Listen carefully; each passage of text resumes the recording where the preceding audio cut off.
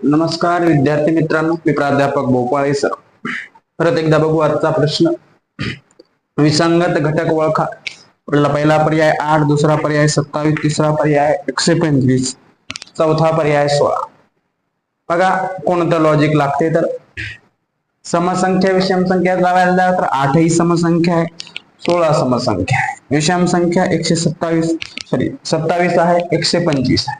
त्यामुळे समसंख्या आणि विषम संख्येचं नाही.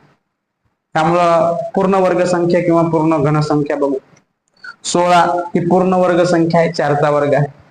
8 ही पूर्ण घन संख्या आहे, 2 चा घन आहे. 27 ही पूर्ण घन संख्या आहे, 3 चा घन आहे. 125 हे 5 चा घन आहे.